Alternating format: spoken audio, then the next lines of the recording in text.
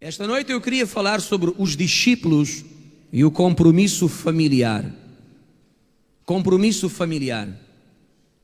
E queria mostrar aos irmãos que o nosso compromisso maior não é com a família, é com Jesus. Repito só mais uma vez, o nosso compromisso maior não é com a família, é com Jesus. Quantos irmãos aqui nesta igreja são testemunhas de que nesta igreja sempre temos procurado defender a família? Quantos irmãos aqui são testemunhas de que sempre temos ensinado aos irmãos e às irmãs a lutar pela família, pelo casamento, pelos filhos? Tanto que durante a semana temos um dia, já há 20 anos, que é o dia de quarta-feira, em que nós oramos pela família. Fazemos campanhas de salvação familiar, libertação familiar. Há quase 20 anos que todas as quartas-feiras, são raras as exceções, todas as quartas-feiras, eu vou a Faro fazer uma reunião em favor, em função da família. Então, nesta igreja, neste ministério, sempre temos defendido a família. E aquilo que eu possa falar aqui hoje não está em contradição com aquilo que sempre temos ensinado. Apenas tem uma pequena diferença. Hoje, eu não vou falar para pessoas que vêm aqui para receber bênção, um favor, um milagre, uma libertação. Hoje, eu vou falar para pessoas que querem ser discípulos. E eu já disse aos irmãos que ser um discípulo implica em pagar um preço. Ser discípulo tem custos. Ser discípulo implica em renúncia, sofrimento, sacrifício. Por isso é que nem todas as pessoas querem ser discípulos. Amam a Jesus, mas não se querem comprometer de tal maneira a sofrerem algum tipo de prejuízo. Mas o discípulo é aquela pessoa que se compromete de tal maneira que se ele tiver que sofrer algum prejuízo por causa do reino, ele sofre e não fica magoado ou ofendido ou escandalizado, porque ele o fez ou ele sofreu esse prejuízo em nome de uma causa que ele defende, a favor daquele que ele ama, que é o Salvador da sua alma, que é Jesus. Alguém me entendeu? Eu queria começar em 1 Timóteo capítulo 5, o verso 8 diz: aquele que não tem cuidado dos seus, principalmente dos da sua família, negou a fé. É pior do que o incrédulo. São Paulo, ensinando sobre questões familiares, diz: se alguém não cuida da família, despreza a família, abandona a família, não quer saber da família para nada, e diz que tem fé, essa pessoa é pior do que um incrédulo, um descrente. Porque o descrente, se ele maltrata a família, bem, não tem compromisso com Deus, não conhece a palavra, não conhece a Cristo. Agora nós que temos um compromisso com Deus, que conhecemos a palavra, a verdade, se maltratamos a nossa família, se não cuidamos dela, se a desprezamos, então nós estamos a ser piores do que aqueles que não têm Cristo. E no fundo, as nossas más ações em relação à família são uma negação da fé que nós dizemos que temos. Se temos fé, vamos mostrar que a temos através da nossa maneira de viver. Vamos mostrá-la através das nossas obras, das nossas ações, do nosso proceder. Então, defender a família é um compromisso que nós assumimos nesta igreja. Família é importante para Deus, mas quando nós falamos em questões de discipulado, nós temos que trazer aos irmãos uma revelação importante. E eu espero que você esteja preparado, preparada para esta revelação. Em Mateus capítulo 10, Jesus faz uma revelação muito forte sobre o seu evangelho, e é uma revelação que envolve a instituição família. Em Mateus 10, verso 34, a palavra do Senhor, ela diz: não cuideis que vim trazer a paz à terra. Eu não vim trazer a paz, eu vim trazer a espada. Alguém repita: espada. É um texto estranho, porque Jesus diz que se eles pensavam que ele, Jesus, tinha vindo para trazer paz à terra, estavam enganados. Jesus disse: eu vim para trazer espada. E a palavra espada significa conflito, confronto, guerra. É o que significa a espada. E o mais estranho é que Jesus revela no verso 35 que o seu evangelho, a sua mensagem de salvação, é uma mensagem que traz uma espada de conflito, por vezes de desentendimento e por aí fora, que se manifesta no meio, no seio da família. Verso 35: porque eu, Jesus, vim pôr em dissensão, ou seja, divididos, em conflito, em guerra, o homem contra o seu pai, a filha contra a sua mãe, a nora contra a sua sogra. Mas alguém acredita que foi Jesus que disse isto? Eu acho que vocês não estão convencidos. Eu estou a ler o que Jesus disse aos discípulos. E Jesus diz: por minha causa, por causa do meu evangelho, por causa da minha palavra, uma espada cortante entra dentro dos lares. E vai acontecer em muitos lares, disse Jesus: o homem contra o pai, a filha contra a mãe, a nora contra a sogra. E no 36 diz: e assim os inimigos do homem serão os seus familiares. Mas o que é isto, pastor? O que é que Jesus quis dizer com isto?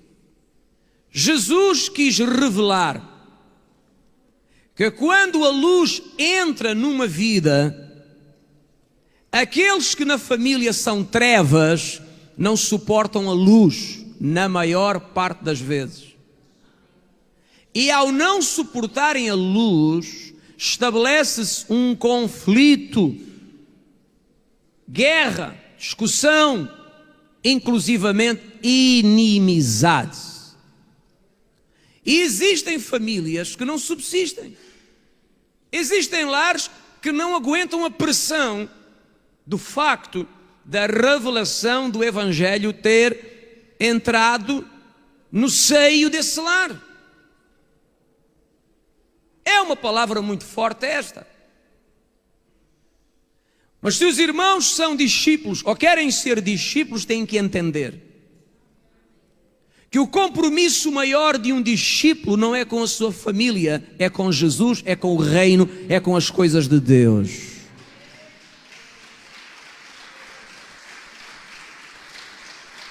E temos que estar preparados, repito, temos que estar preparados para sofrer a oposição por parte dos nossos familiares. Porque Jesus disse: por minha causa, por causa do meu evangelho, da minha palavra, famílias vão ficar em conflito.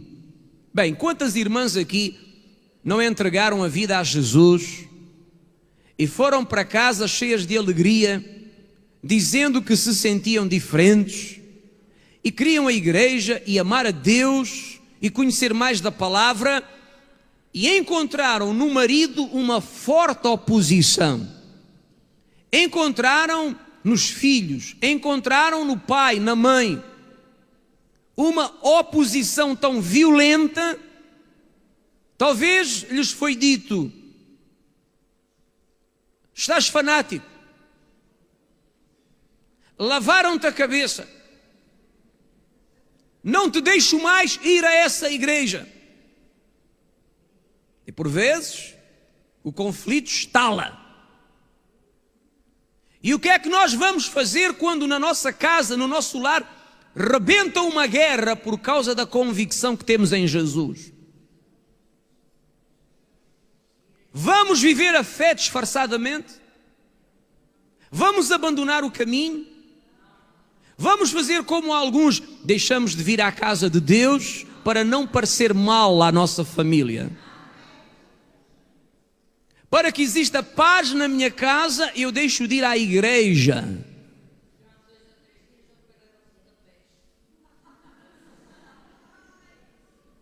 Mas que paz é que pode existir numa situação destas? Só uma paz podre. O que é que nós vamos fazer se somos discípulos? Repito, se somos discípulos, o que é que vamos fazer? Sabe o que é que Jesus disse? No verso 37, quem ama o pai ou a mãe mais do que a mim, não é digno de mim. E quem ama o filho ou a filha mais do que a mim, não é digno de mim. O que é que isto quer dizer? Jesus tem que ter o primeiro lugar na nossa vida. E servir ao Senhor é o maior compromisso que um discípulo tem. É maior esse compromisso do que o compromisso que ele tem com a sua própria família.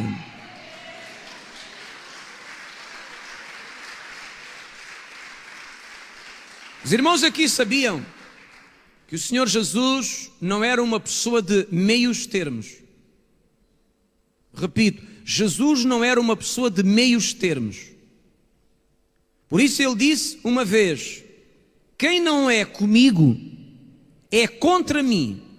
Ele não disse: quem não é comigo pode ser que não seja contra. Não.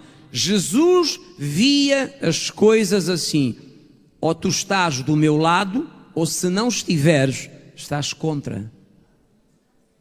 Ele disse mais: quem comigo não ajunta, espalha. Se não me ajudas a ajuntar, então vais espalhar o que eu ando a ajuntar. O próprio Deus, Ele não vê com bons olhos o meio termo. Sabe o que é o meio termo? O provérbio diz: nem é carne, nem é peixe, nem é barro, nem é tijolo. Nem é uma coisa, nem é outra. Então é o quê? É um gay espiritual.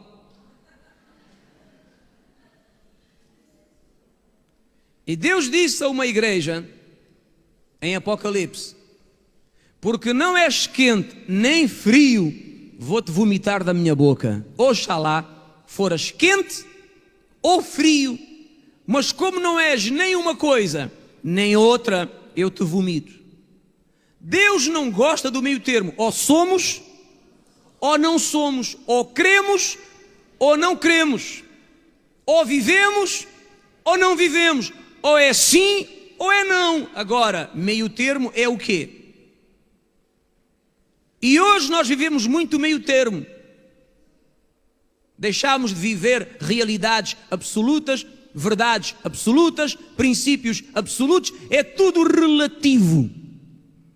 E a relatividade anda a jogar gente no chão. Sabe que falamos com certas pessoas sobre certos assuntos e dizem: depende. Mas depende do quê? Depende do ponto de vista. Depende. Depende do quê? Bem, de vários fatores. E nunca nada é claro. Nunca é nada. Nunca nada é sim, sim ou não, não. É sempre depende. É relativo. Deus não é de meios termos. O Deus que você serve é claro, ou é sim ou é não. E nesta questão, Deus define claramente o que é que Ele pensa a respeito. Se a minha família é contra a minha fé, se a minha casa se levanta contra mim por causa da minha fé, se eu sou um discípulo, eu vou pôr Jesus primeiro e eu vou seguir ao Senhor de todo o meu coração e fazer a vontade dEle, ainda que a minha família se oponha.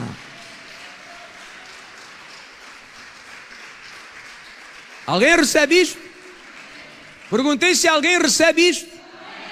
Não é a minha palavra. Jesus é que diz, por minha causa, famílias vão ficar em conflito. Os inimigos do homem serão os seus próprios familiares. Porquê? Porque muitas vezes os nossos familiares pensam que porque têm um laço de sangue conosco, que têm o direito de manipular a nossa vida. Entende? Manipular a nossa vida em questões de fé. Há gente aqui que já foi proibida de vir à igreja. Há pessoas aqui que foram ameaçadas. Há pais que proibiram filhos. Há maridos que proibiram mulheres. Proibiram de vir à igreja. É o conflito que o Evangelho produz. Luz e trevas não combinam. Agora, o que é que eu vou fazer? Se eu tenho um conflito destes, se tu és um discípulo e queres continuar a ser um discípulo, Jesus responde no verso 37, se amares o pai, a mãe, mais do que a mim, não és digno de mim. Se amares o filho, a filha, mais do que a mim, não és digno de mim. Isto quer dizer o quê, pastor? Isto quer dizer que o teu compromisso com Deus deve estar acima do teu compromisso com a família.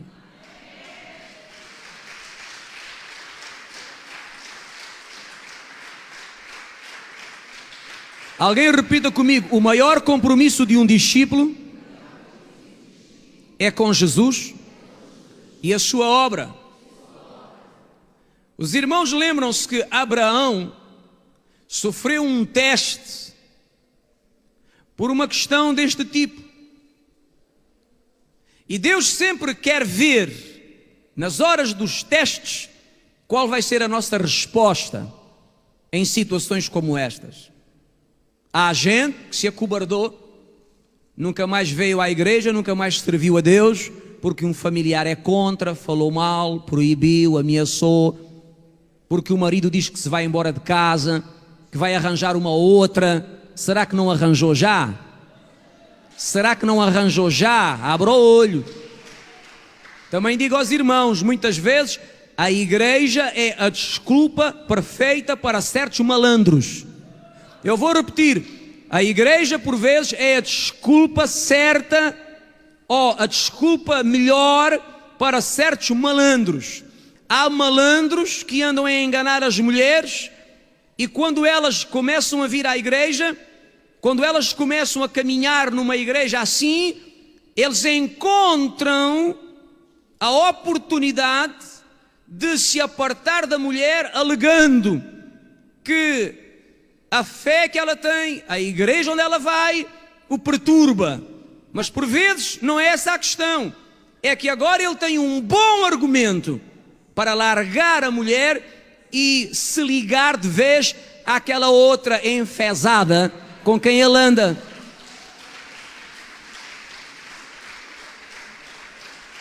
Está alguém na casa hoje? E quando lhe perguntam, deixaste a tua mulher? Deixei porque a minha mulher enfiou-se numa seita. Ah, malandro. A minha mulher enfiou-se numa seita. Anda metida aí numa seita de doidos. Eu não aguentei aquilo, saltei fora. E como um homem não é de ferro, já arranjei esta coisinha. E a igreja, depois, é uma excelente desculpa para este tipo de malandros. E já vi este filme muitas vezes.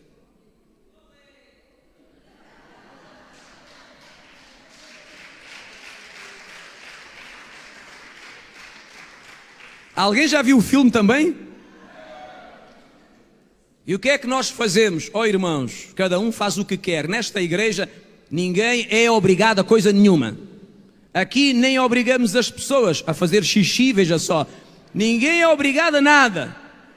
Mas se o irmão e a irmã é um discípulo e quer continuar a ser um discípulo, o Senhor Jesus diz: coloca-me a mim em primeiro lugar na tua vida.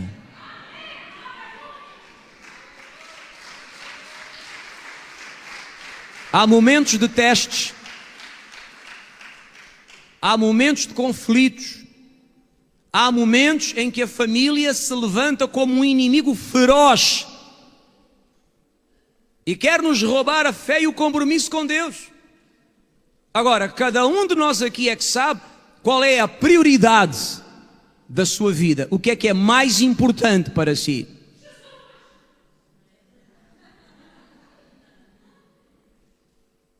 Abraão foi colocado à prova.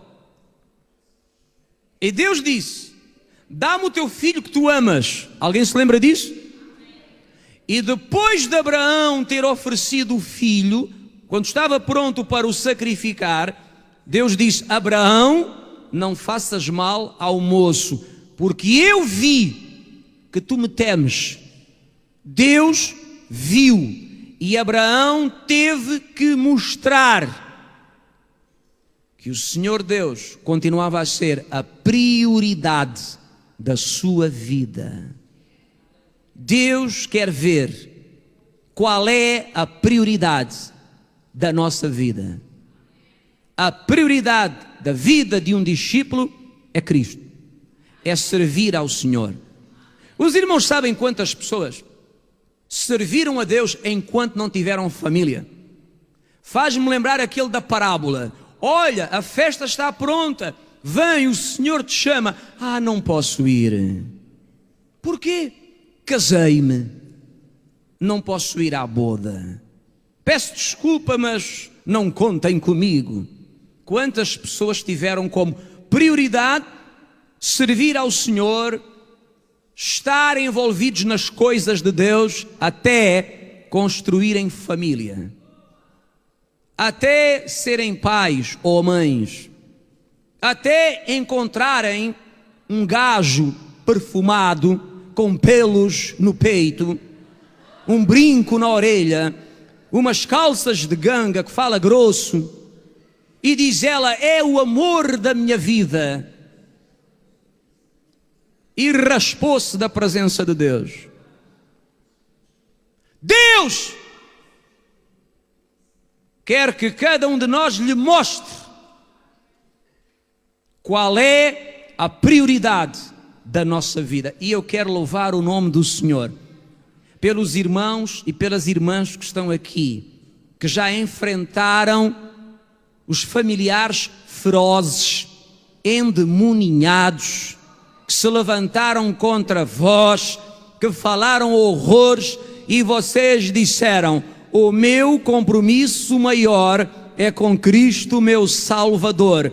Eu vos amo, eu vos respeito, eu vos trato bem, faço o meu melhor, mas ninguém me peça para deixar de servir ao meu Deus, porque eu vou servir ao meu Deus até ao fim da minha vida. Tenho dito. Se você é um desses, aplauda ao Senhor de maneira que se ouça.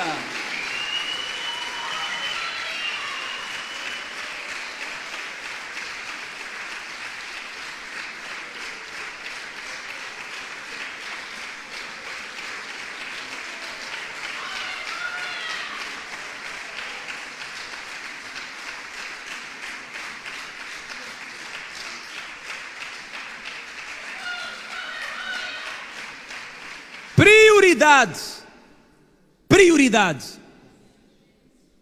A prioridade da nossa vida é Cristo e servir ao Senhor.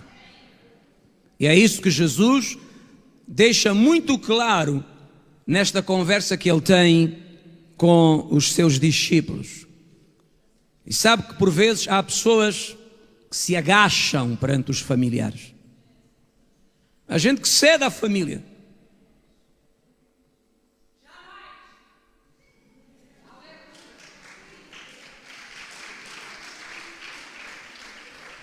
E vai descobrir mais tarde que a família a quem se sujeitou para não magoar e para não ofender, não vou porque eles não gostam, não vou porque o meu marido acha mal, não vou porque a minha família, ela não vê com bons olhos.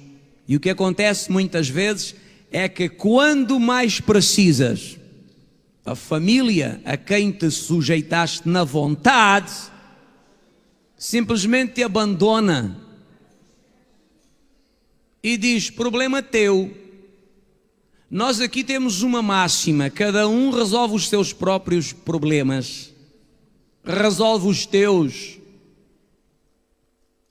Jesus disse, ouça bem, não é o Paulo Cunha que disse, Jesus disse que um dos maiores inimigos do homem é a sua própria família, quando a sua família não tem olhos de revelação e não entende as coisas que são de Deus. Literalmente, não digo que seja sempre, mas muitas vezes é um conflito, é uma guerra, é um clima pesado, é uma luta difícil, mas a minha palavra para si é: coragem! Continua a ser um discípulo.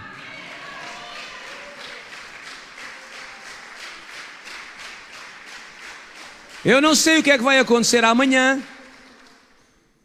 Eu não sei se amanhã alguém aqui vai ser ameaçado, vai ser coagido a não servir mais a Deus. Eu não sei o que é que pode acontecer amanhã. Mas se acontecer alguma coisa destas, lembre-se daquilo que está a ouvir hoje. Não somos dignos dele se nós não o colocamos a ele em primeiro lugar. E porque a palavra do Senhor deve-se confirmar com 2 ou 3 testemunhas, em Lucas 14, 26, quem é que lê comigo? Lucas 14, verso de número 26. Podemos ler o 25 também para entendermos o contexto. Ora, ia com ele uma grande multidão e voltando-se disse, anote isto, uma grande multidão de gente ia acompanhando Jesus. E Jesus para e quebra o barato daquela gente. Jesus rompe, não vou dizer a alegria, mas o entusiasmo daquelas pessoas.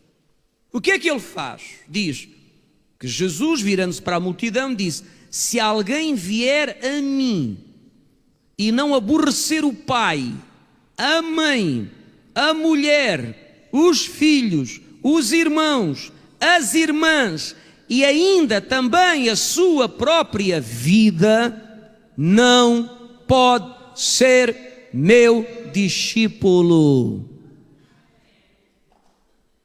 Vinha ali uma multidão de gente em festa, porque andar com Jesus naquele tempo era uma festa. E Jesus disse: vou dar uma lição a esta gente.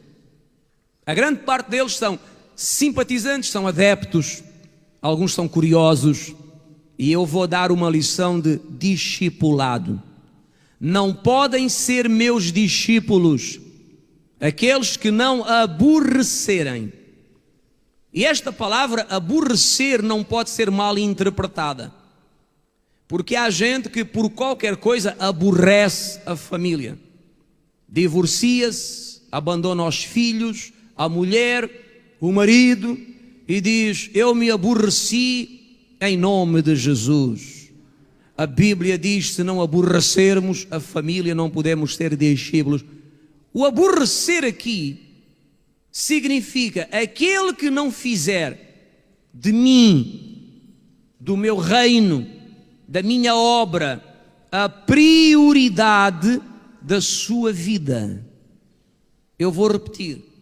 Aborrecer significa aquele que não fizer de mim, Jesus, do meu reino, o reino de Deus, a minha obra, a obra de Cristo, a prioridade, a coisa mais importante na sua vida. Se não fizer de mim, do meu reino, da minha obra, a coisa mais importante da minha vida, jamais pode ser meu discípulo, pode ser meu simpatizante, pode ser meu adepto, mas discípulo jamais. Porque, irmãos, ser discípulo implica num compromisso em que muitas vezes nós temos que optar: vou à igreja ou fico em casa com a família? Vou servir ao Senhor? Vou desenvolver a minha atividade no reino? Ou vou passear com a minha família? O que é que eu faço? Qual é a minha opção? Você sabe que nós aqui nesta igreja ensinamos muitas vezes o princípio do equilíbrio. Alguém repita: equilíbrio. Já disse aqui 1000 vezes que tudo o que é desequilibrado gera ruína, leva ao fracasso. E no nosso relacionamento com a família temos que ser equilibrados também. Eu repito: equilíbrio. Jesus não queria dizer que você tem que estar na igreja de manhã à noite, 7 dias na semana. O que ele queria dizer é: tem que haver prioridades. E temos que balançar a nossa vida de maneira a termos tempo para a família, mas tempo também para servir a Deus. E se os irmãos querem uma ideia, no mínimo, nas minhas contas, no mínimo, nós temos que viver o 6-1, ou o 5-2, ou o 4-3. E já são boas bases de equilíbrio. O que é o 6-1, o 5-2 e o 4-3. Uma semana tem 7 dias. No mínimo, um dia da semana você deve ter para servir ao Senhor Jesus. É o 6-1. Ou quem sabe o 5-2. Uma semana tem 7 dias. 5 dias para trabalhar para a sua família. 2 dias para servir ao Senhor. Ou então, se você tem essa possibilidade, viva o 4-3. Uma semana tem 7 dias. 4 dias para a família. 3 dias para servir ao Senhor.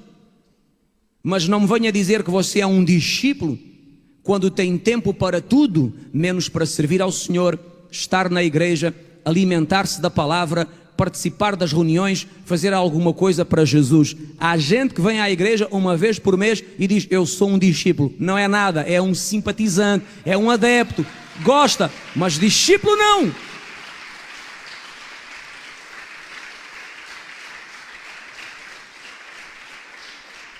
E Jesus quis separar as águas. Aquela multidão vinha atrás dele, alegre, feliz. Ele curou, ele abençoou, ele libertou, aleluia. E Jesus vira-se para eles e diz: se não aborrecerem o vosso pai, a vossa mãe, mulher, filhos, até a vossa própria vida, por minha causa, não podem ser meus verdadeiros discípulos. E é aqui que se prova realmente o nosso compromisso com Deus. Eu disse: é aqui que se prova realmente o nosso compromisso com Deus. Porque se eu sou um discípulo, eu tenho tempo para o meu mestre, o meu Senhor, o meu Deus, porque, afinal de contas, Ele é o centro da minha vida.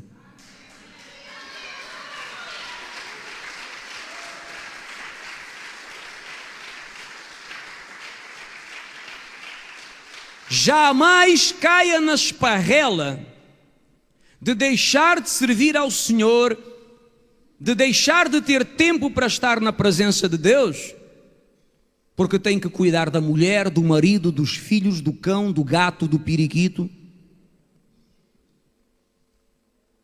Há muitas pessoas que se tornaram moribundos espirituais.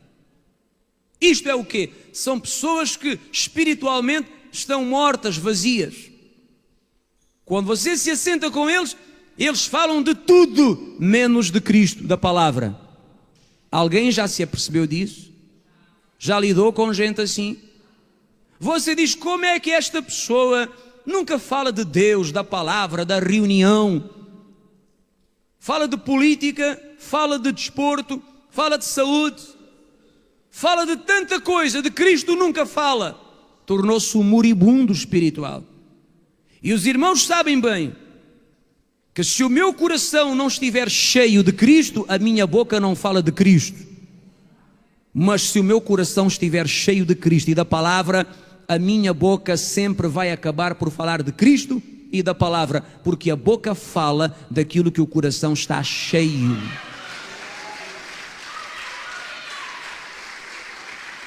Alguém repita comigo: 6-1, 5-2, 4-3. Outra vez: 6-1, 5-2, 4-3. Deus criou a semana. Uma semana tem 7 dias. O 8º dia é o primeiro de uma nova semana, ciclo novo. Em cada ciclo nós temos que ter tempo para Deus. Em cada ciclo tem que haver disponibilidade para estar na presença do Senhor e o servir. Deixem-me dizer aos irmãos que vêm aqui à sexta-feira à noite o seguinte: nós não temos notado grande diferença entre verão e inverno. Aliás, no inverno temos tido praticamente as mesmas assistências que no verão. E eu quero dizer aos irmãos que os irmãos que se sacrificam para estar aqui à sexta-feira à noite, depois de um dia de trabalho, ouvir a palavra, participar da reunião, ir para casa não sabendo a que horas vão regressar, muito honestamente, alegra o seu coração, porque isso é uma evidência de que de facto você ama as coisas do Senhor e deseja tê-lo como prioridade na sua vida, porque senão faria como muitos fazem: vou domingo às 5:30, porque é menos tempo.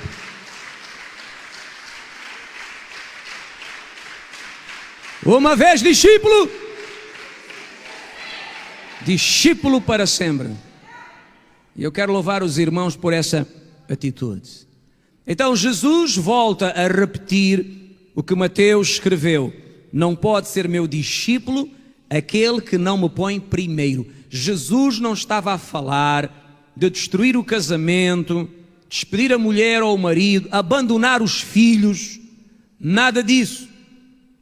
Jesus estava a falar de prioridades. Prioridades. Qual é a coisa mais importante na minha vida? É disso que ele está a falar. Em Mateus 6,33, lembra-se do que ele disse? Buscai em primeiro lugar o reino e a sua justiça. As outras coisas serão acrescentadas. A minha palavra para si é: sirva ao Senhor. Venha à casa de Deus. Envolva-se. 6-1, 5-2, 4-3. E alguém vai me dizer: pastor, e não posso viver o 7-7? Diz a irmã. Claro que você pode. O que eu estou a dizer é uma sugestão que permite um equilíbrio no seu relacionamento com Deus e com a família. Entende? Porque na nossa vida é necessário haver equilíbrios para não cairmos nos extremos e sofrermos prejuízo. Mas se há aqui alguém que tem uma família tão espetacular que lhe permite viver o 7-0 para Deus, então vive essa grande goleada em nome de Jesus. Acho que não é possível, mas tente entender o que eu quero colocar no seu coração hoje. Jesus como prioridade na sua vida, entende? Requer que você prove e mostre que de facto Ele é prioridade pelo tempo que você lhe dedica. Se realmente Ele é a sua prioridade, a sua vida vai mostrar que é, pela forma como você se entrega, se dedica e se rende às coisas do Senhor. Bem, vamos continuar. Os irmãos sabem que a família principal de um discípulo não é a família carnal. Mas a família principal de um discípulo é a família espiritual. Eu quero ler com os irmãos em Mateus 12, verso 46. Mateus 12, 46. Temos aqui algo muito interessante que aconteceu com o próprio Jesus. E deixem-me só fazer esta parte. Jesus, quando falava de discipulado, ele nunca aconselhou as pessoas a colocar a família à frente do reino. Nunca! Antes, pelo contrário, Jesus sempre aconselhou as pessoas a colocarem o reino à frente da família. Então, Mateus 12 diz no verso 46, falando ele ainda à multidão que ali estava, eis que estavam fora a sua mãe e os seus irmãos que queriam falar-lhe. Anote bem isto, a mãe Maria e os irmãos de Jesus, irmãos na carne, filhos de Maria, vieram aonde Jesus estava para falarem com ele. Verso 47 diz, e disse-lhe alguém, eis que estão ali fora a tua mãe e os teus irmãos, querem falar contigo. Verso 48, porém ele respondendo disse àquele que lhe falara, eu vou já interromper a pregação e vou lá fora falar com a minha mãe e os meus irmãos para saber o que é que eles querem. Pode-se ter passado alguma coisa grave com a minha família. Coitadinha da minha mãe, pode estar muito necessitada de mim. Os meus irmãos também. De modo que vou já interromper a pregação para ir falar com a minha querida, estimada e amada família. Sim ou não? Há pessoas que têm a ideia de um Jesus palerma. Aquele Jesus que andava de mãos postas, dizendo aleluia, com uma cara de parvo. Jesus não era assim. E quando você lê os evangelhos com olhos abertos, você descobre que Jesus não era mesmo nada assim. Olha a resposta que ele dá a este homem. Ele disse, quem é a minha mãe? Quem são os meus irmãos? Imagina o homem deve ter pensado, ele não está bom. O que é que o homem deve ter pensado com isto? O homem vem e diz, a sua mãe, os seus irmãos estão à porta, querem falar consigo. Diz ele, quem é a minha mãe? Quem são os meus irmãos? E a seguir Jesus diz, verso 49, estendeu a mão para os seus discípulos e disse, eis aqui a minha mãe e eis aqui os meus irmãos, porque qualquer que fizer a vontade do meu Pai que está nos céus, este é meu irmão, é minha irmã e é minha mãe.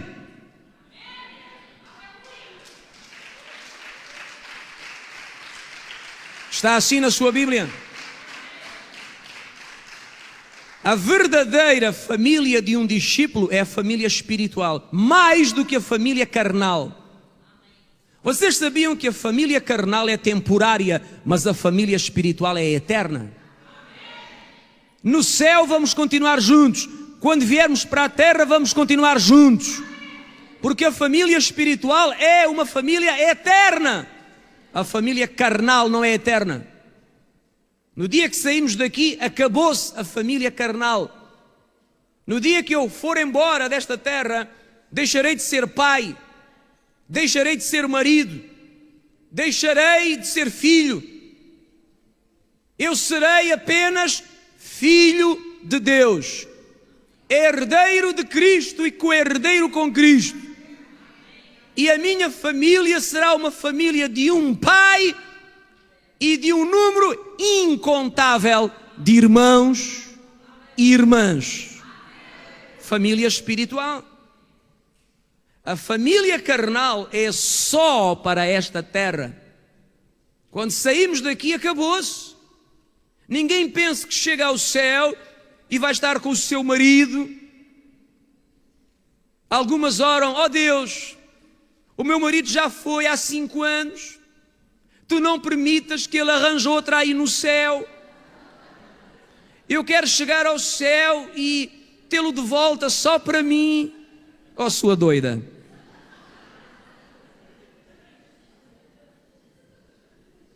Essas coisas não existem do lado de lá. Por isso é que a Bíblia diz que nós semeamos um corpo animal e ressuscita corpo espiritual. Corpo animal, o que é que significa? Significa que o corpo que é lançado à terra é um corpo preparado para este mundo, para criar família e se reproduzir, multiplicar. Mas quando ressuscita, já não é mais um corpo preparado para criar família e se multiplicar. Isso acabou. Como dizia alguém: quer aproveitar, vá aproveitando agora enquanto tem tempo, porque depois, chapéu.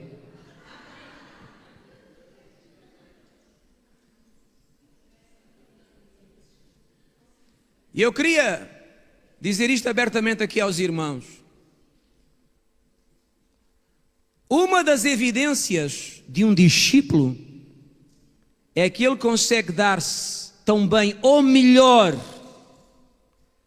Eu vou repetir: uma das evidências de um discípulo é que ele consegue dar-se tão bem ou melhor com os irmãos na fé do que com os irmãos ou a família carnal.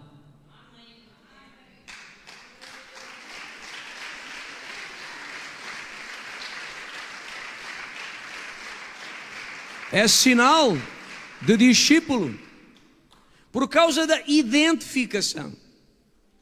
Os irmãos sabem que há pessoas que têm grandes relacionamentos de amizade com familiares não crentes, com pessoas do mundo que não conhecem a Deus, e com os irmãos crentes, filhos de Deus, eles não conseguem se relacionar nem fazer amizade. Honestamente, é alguma coisa estranhíssima.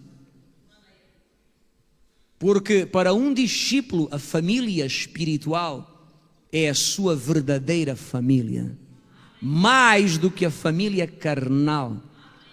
Por mais estranho que possa parecer, e se há gente aqui que tem vivido isto, vai confirmar.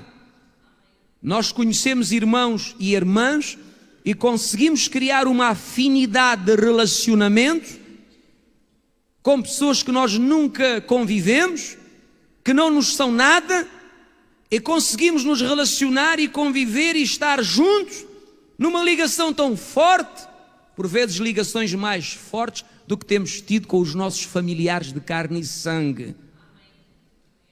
É um sinal de que a pessoa é um discípulo. É que para um discípulo a família espiritual é mais importante. É a sua verdadeira família.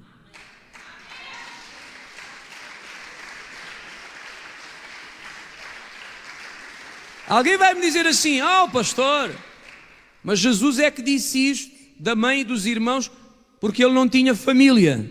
Não, ele tinha família, ele tinha mãe e irmãos. Mas ele também disse aos discípulos: se vocês não aborrecerem, ou seja, se não colocarem o reino como prioridade na vossa vida, não são dignos de mim. Então isto que Jesus falou é para mim e é para si também. A verdadeira família de um discípulo é a família espiritual. É a mais importante. É a nossa família eterna. Não é temporal. Não dura durante um tempo. É para sempre. Por isso é que Deus diz desde o princípio: amemo-nos uns aos outros. Amemo-nos uns aos outros. João disse, desde o princípio que Deus fala a mesma coisa às pessoas: amem-se uns aos outros. Porquê? Porque somos família. Temos o mesmo sangue, o de Cristo. Temos o mesmo Espírito, o de Deus. A família espiritual é a verdadeira família de um discípulo.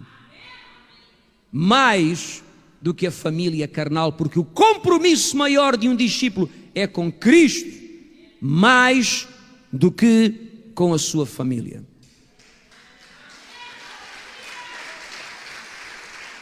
Antes de terminar, eu queria mostrar aos irmãos agora algo interessante nesta questão. Vocês sabiam que ninguém, absolutamente ninguém, devia ser impedido de seguir a sua fé com liberdade? Esta coisa estúpida de familiares proibirem outros familiares de seguir e servir ao Senhor é alguma coisa que só é possível pelo facto das pessoas estarem cegas e serem instigadas pelo demónio, ou então porque não têm formação e educação. Porque ninguém deve ser proibido de seguir a sua fé. Ninguém deve ser impedido de caminhar na sua convicção de fé.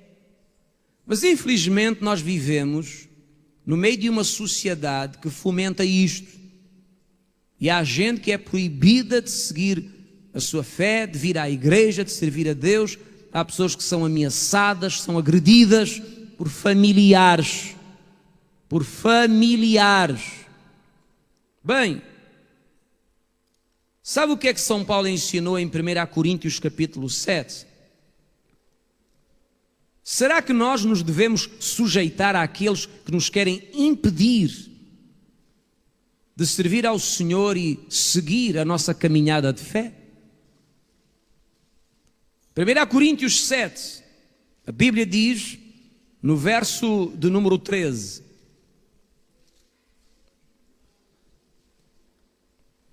leia também o 12, 7:12. Mas aos outros digo eu, não o Senhor. Se algum irmão tem uma mulher descrente, uma mulher que não crê em Cristo, não serve ao Senhor, e ela consente em habitar com ele, não a deixe. Paulo falava a homens que tinham mulheres que não seguiam a Cristo, não serviam a Deus.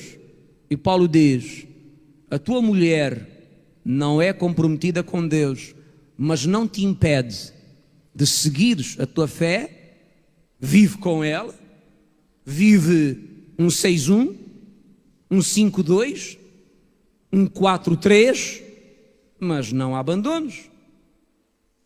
No verso 13 diz, se alguma mulher tem um marido descrente e ele consente em habitar com ela, não o deixe.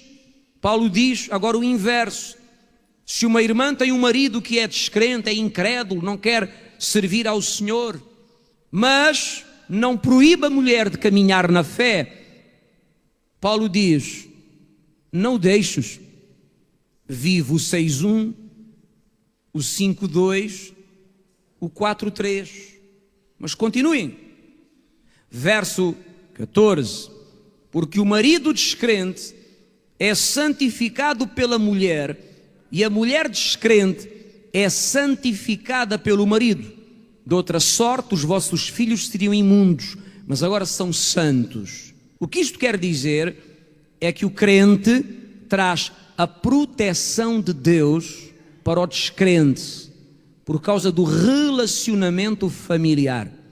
A irmã crente, abençoada por Deus, ela consegue trazer uma cobertura divina de proteção e favor à vida do seu marido não crente por sua causa. O inverso também é verdade. É isto que a palavra quer dizer. Não quer dizer que o seu marido vai ser salvo porque você é salva, ou que a sua mulher vai ser salva porque você é salva. Salvação é individual. Mas o salvo, ele transfere uma proteção, uma graça, um favor de Deus para os familiares não salvos, porque Deus é cheio de misericórdia para com aqueles que o servem, temem e honram. Ouça o que eu lhe vou dizer. Acreditas que há familiares teus que não sofreram certos prejuízos e danos por tua causa? Eles não servem ao Senhor, eles não creem, eles não vêm à igreja. Mas o facto de tu seres uma mulher, de tu seres um homem comprometido com Deus, trouxe uma proteção, um favor, uma graça do Senhor aos teus familiares. Por tua causa, Deus interviu. É isso que a palavra quer dizer. Mas em termos de salvação, eles precisam de fazer o que tu fizeste. Receber Jesus como Salvador. Porque se não o receberem, não é a tua fé que os vai salvar. No verso de número 15, a Bíblia diz: mas se o descrente se apartar, alguém repita comigo, se o descrente se apartar, aparte-se. O que é que isto quer dizer? Isto quer dizer que Paulo aconselha o cristão a não ceder ao incrédulo. Eu vou repetir. Paulo aconselha o cristão a não ceder ao incrédulo. Trocando por miúdos. O marido diz: continuas a ir à igreja, vou-te deixar. Pois olha, faz o que quiseres, que eu vou continuar a ir à igreja. É o que isto quer dizer.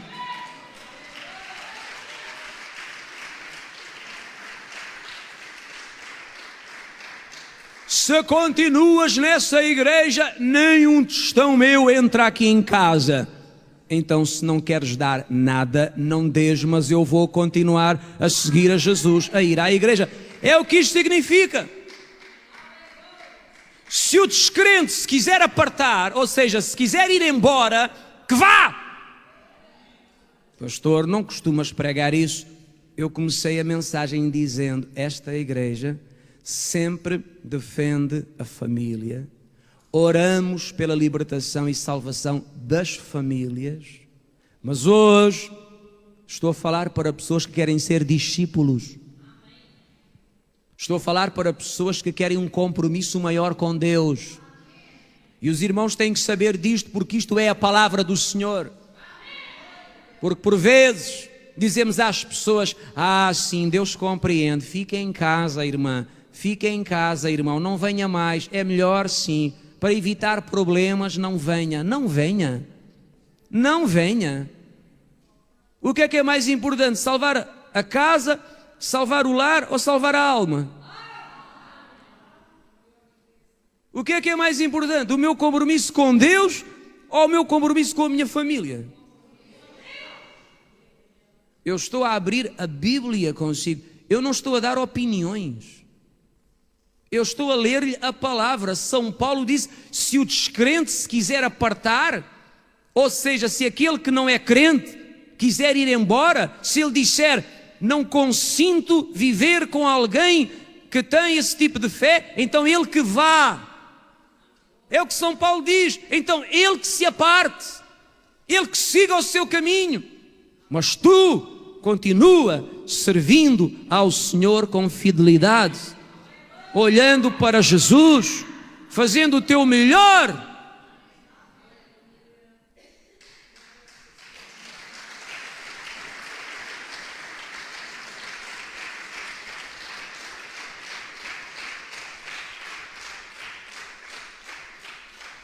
Lembra-se do que eu disse quando eu comecei estas noites de sexta-feira? Ser um discípulo tem um custo. Paga-se um preço por se ser discípulo. E Jesus foi muito claro quanto a isso. O reino está em primeiro lugar. A obra está em primeiro lugar. Servir ao Senhor está em primeiro lugar. O resto vem depois. Ah, mas o meu marido diz que vai embora. Que vá. O meu pai e a minha mãe diz que me abandonam. Que abandonem. A Bíblia diz: o Senhor nunca me desamparará se o meu pai e a minha mãe me abandonarem.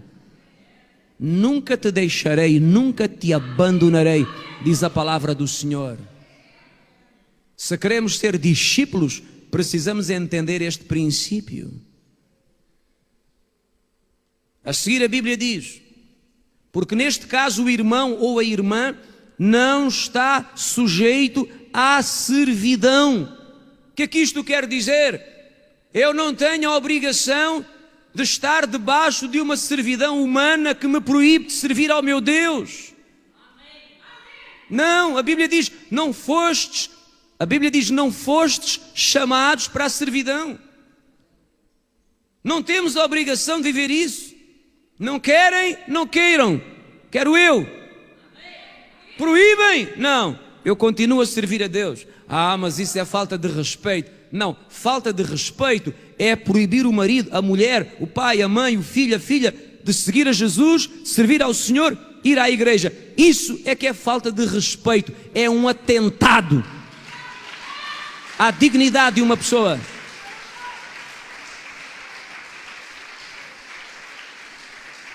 Entende? Mas os irmãos sabem, isto é muito interessante. Eu conheço muitas irmãs que quando estavam lá no tempo da idolatria, ninguém se opunha. Todos diziam, tem grande fé. Quando fazia sacrifícios, tem grande fé. Quando começou a ir a uma bruxa, ainda tem mais fé. Pede lá por mim. Até ajudavam com o gasóleo. Quando começou a vir à igreja do Senhor Jesus, está maluca, está fanática, vou proibi-la, não vai lá mais, vou ameaçá-la. Porquê? Fazemos aqui alguma coisa de estranho? Mas Jesus disse, por minha causa, os lares vão se dividir. Por causa do meu evangelho, vai haver espada dentro de casas, de lares, de famílias. Mas importa ficar firme em Cristo até ao fim, porque o compromisso maior de um discípulo é com Jesus, mais do que com a sua família.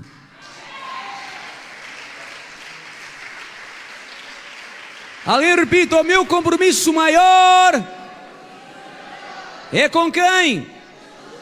É com Jesus. Então, São Paulo ensinou, o irmão, a irmã não está sujeita à servidão. O que é isso? Estar debaixo de um jugo, de uma servidão.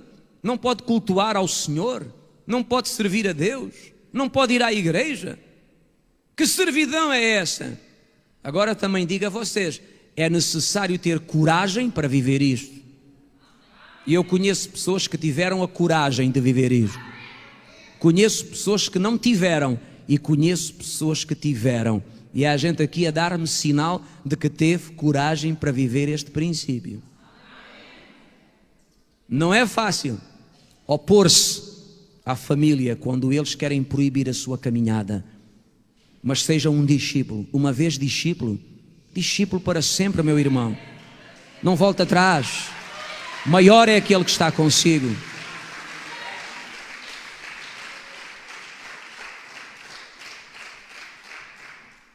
Então, para um discípulo, o compromisso com Deus fala mais alto até do que os seus interesses e paixões.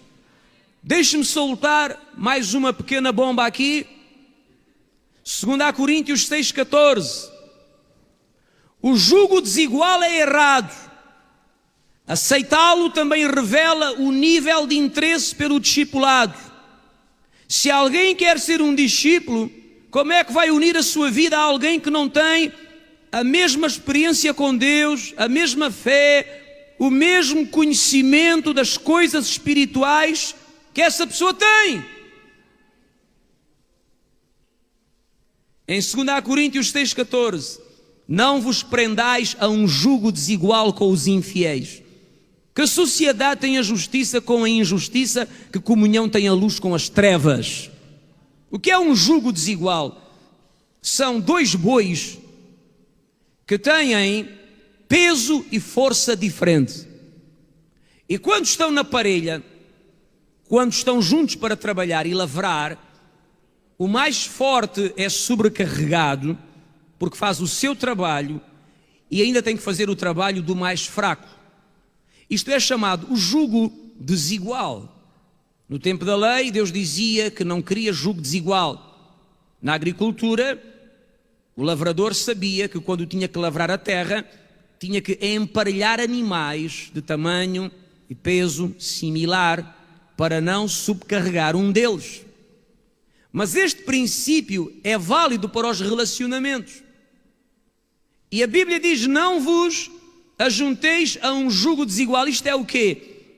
A Bíblia ensina que ninguém deve unir a sua vida pelo casamento a uma pessoa que não tem a sua fé, que não tem a mesma revelação da palavra, que não tem a mesma experiência com Deus que essa pessoa tem.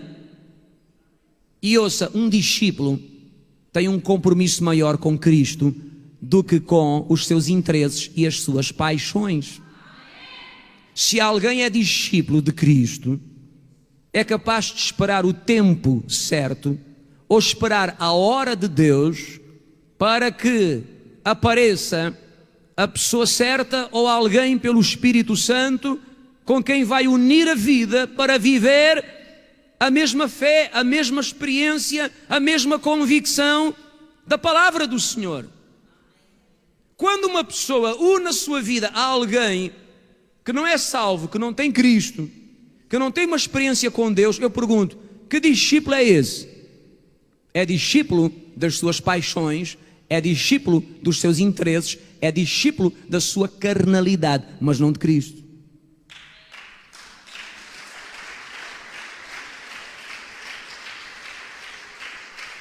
Oh pastor, mas eu olho à volta, eu só vejo bruxas. Não há ninguém com quem eu me identifico. Ouça, Adão esteve pior do que tu. Eu repito, Adão esteve pior do que tu. Adão só via macacos, chimpanzés, gorilas. Divirta-se.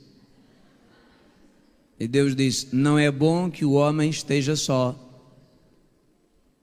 Ainda o meu Adão vai se apaixonar por aquele chimpanzé ou aquele gorila. Vou fazer-lhe uma adjuntora. E fez a mulher. E agora ouça: Adão recebeu uma mulher enquanto dormia. Há gente que quer encontrar um marido ou uma mulher, mas trabalha demais no computador, na internet, a escrever cartas, a ver aos binóculos. Durma! Enquanto Adão dormia, Deus lhe preparava uma mulher. E quando acordou, disse: uau, nunca vi nenhuma tão bela como esta.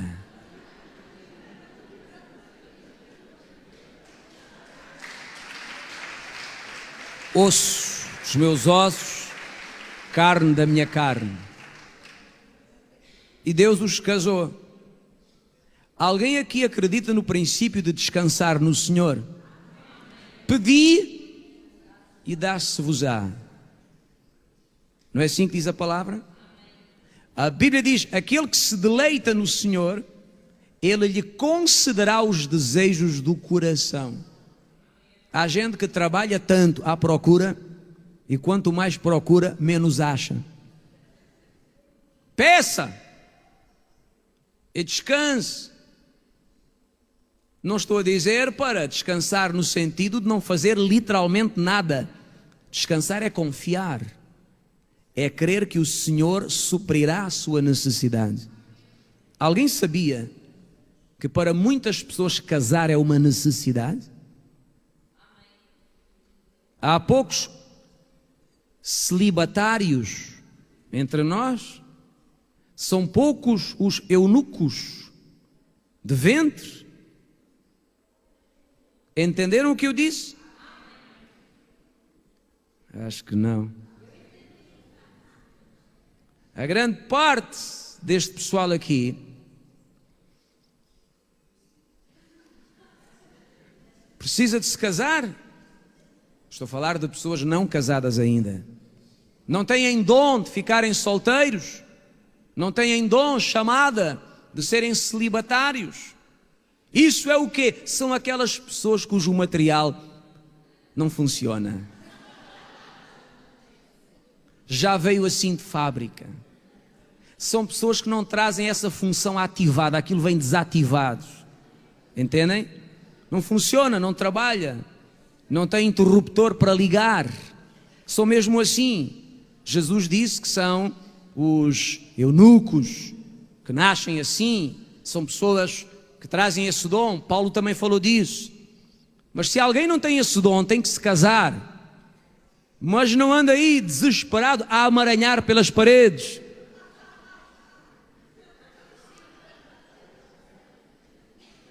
Repouse no Senhor, peça e creia que Deus vai suprir a sua necessidade. Abra os olhos, mas com calma. Avance, mas com cuidado, sem stress, sem ansiedade. No tempo e na hora, o seu Deus suprirá a sua necessidade. Quantos sabiam que por vezes levanta-se uma pedra, sai um lagarto? Por vezes mexe-se uma cadeira, sai um príncipe.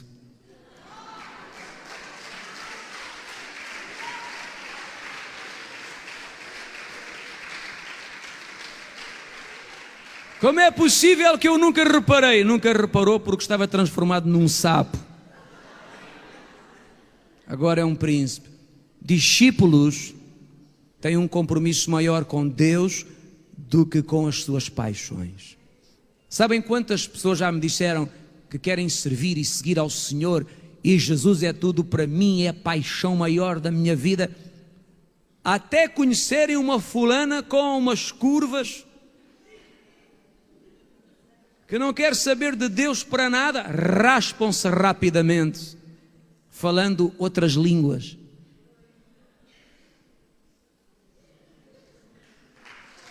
Alguém me entendeu?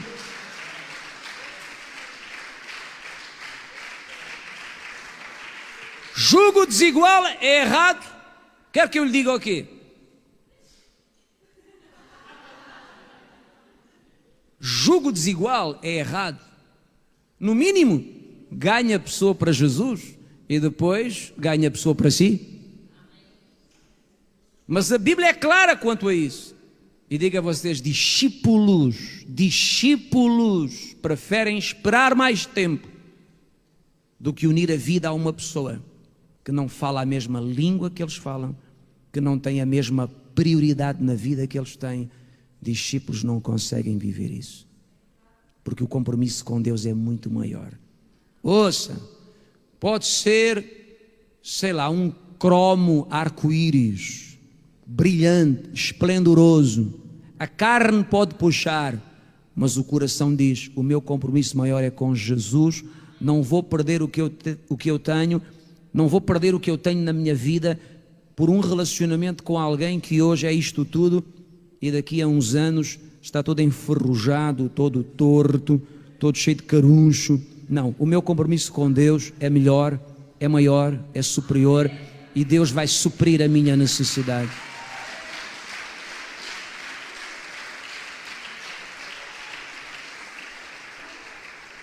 Então, discípulos não aceitam tudo para a sua vida. Discípulos procuram aquilo que pode contribuir para os ajudar a permanecerem no propósito das suas vidas, servir ao Senhor. E agora a boa notícia para terminarmos a noite. Apesar deste pesadelo que foi esta pregação, existe alguma coisa que Deus tem preparado só para discípulos. Vamos terminar em Marcos capítulo 10, verso 29. Último verso que vamos ler, Marcos 10, verso de número 29. Procura aí na sua Bíblia rapidamente.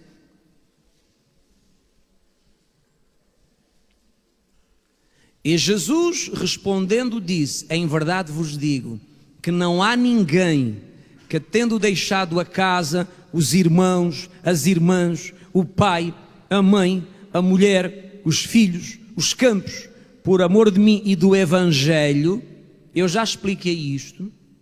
Isto não quer dizer abandonar a família, divorciar-se, abandonar os filhos, não é isso. Isto está a falar de prioridades.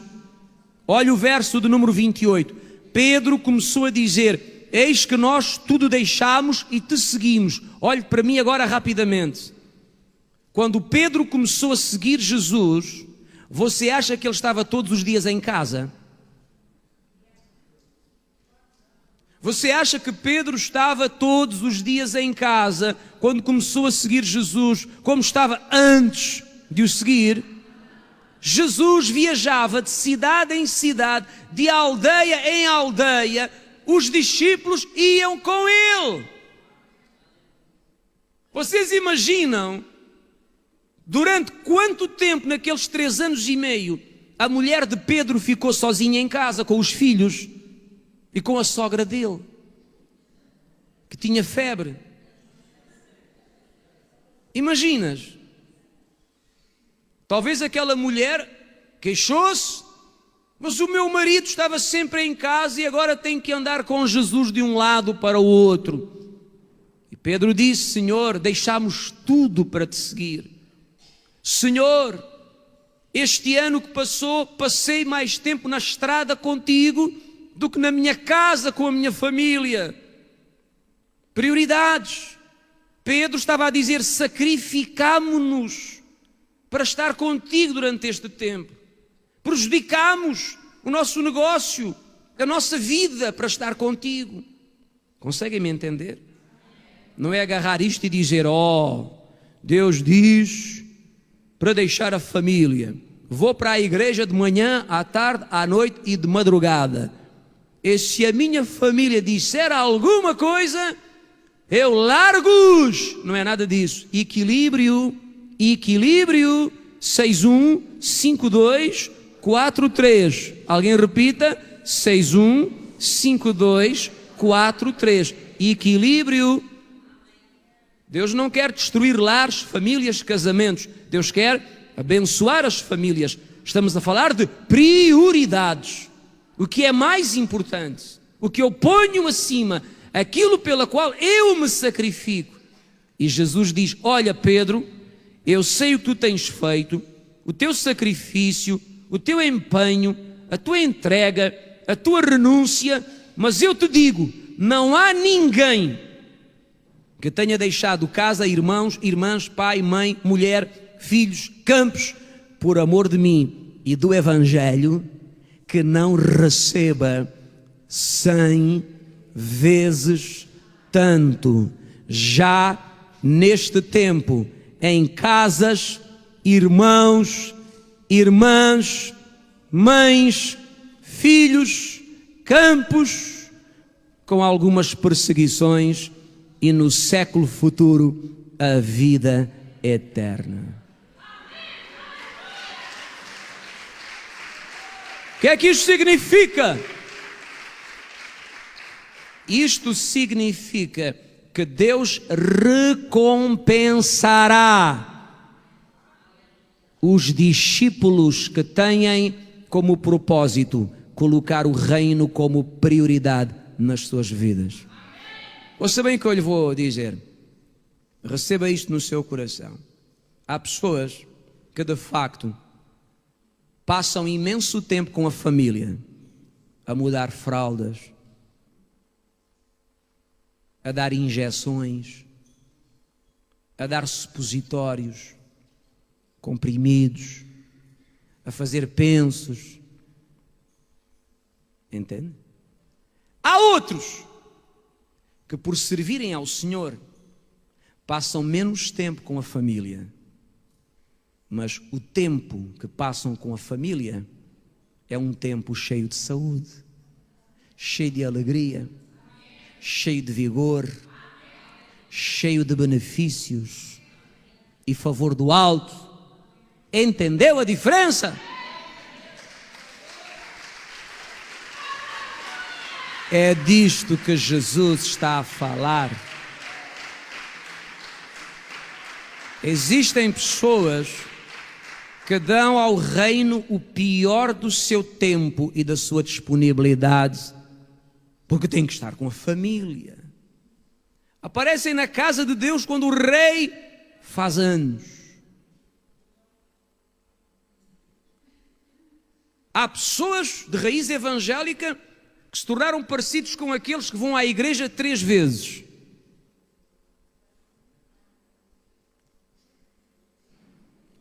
O casamento, o funeral, e sem ser de vontade deles, quando foram batizados.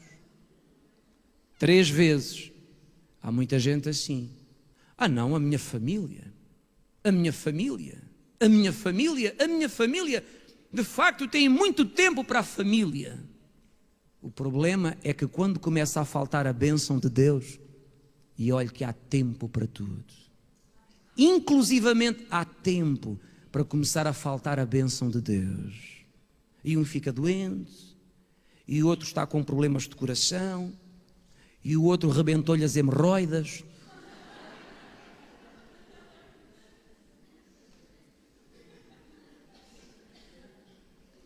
E realmente eles têm muito tempo em família para se tratarem uns aos outros. Eu prefiro este princípio. Prioridade, o reino, Jesus, as coisas de Deus. Equilibrar os relacionamentos.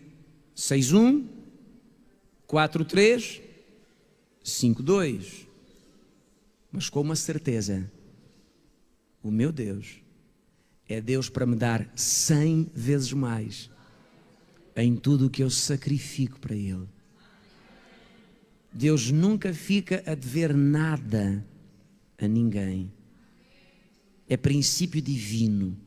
O que tu fizeres para Ele e para o reino, Ele te enviará de volta 100 vezes mais. E eu sei bem, há pessoas que pensam assim, sim, mas uma coisa é fazer para Deus, outra coisa é fazer para os homens. Oh, meu querido, minha querida e meu cromo. Podem rir à vontade. Vocês têm hemorroidas? Não.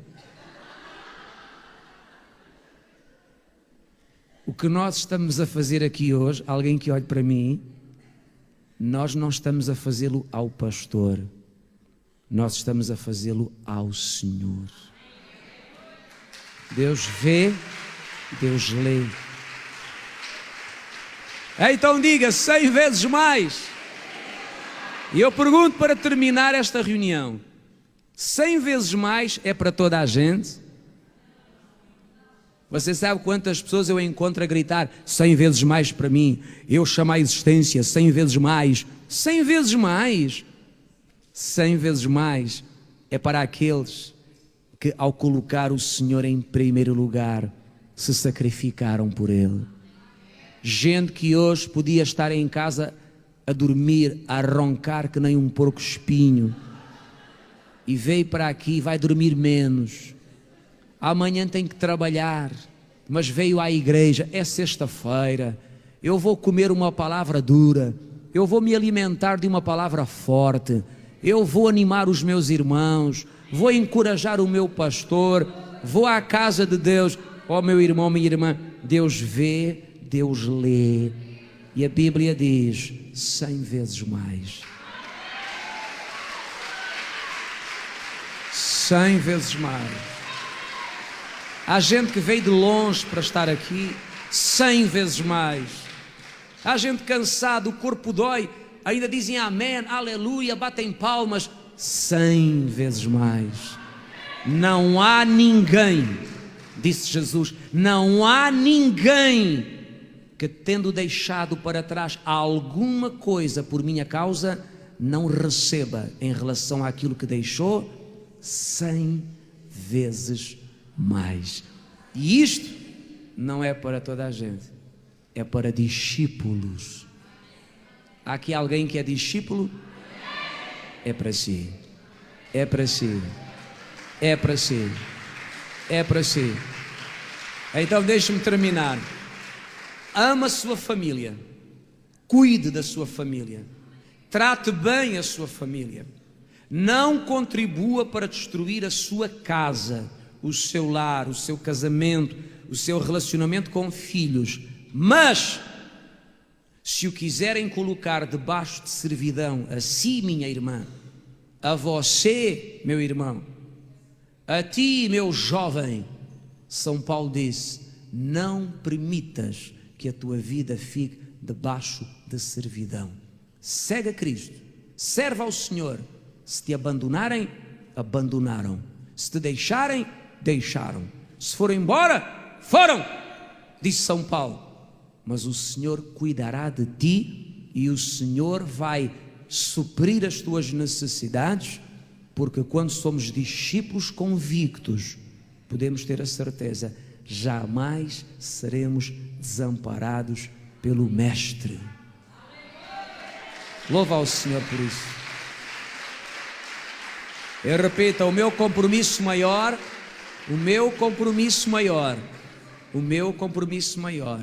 é com Jesus, o reino, a família espiritual, a obra do Senhor. Amém. Graças a Deus por esta palavra. Ninguém está chateado comigo hoje, não? Logo vou ver, domingo à tarde logo vou ver se você ficou ou não. Agarra a mão de alguém ao seu lado e diga: receba no seu coração a palavra de Deus. Diga-lhe: palavra de Deus, ela nunca vem para nos destruir, vem para nos ensinar e ajudar a vivermos na perfeita vontade do Senhor nosso Deus.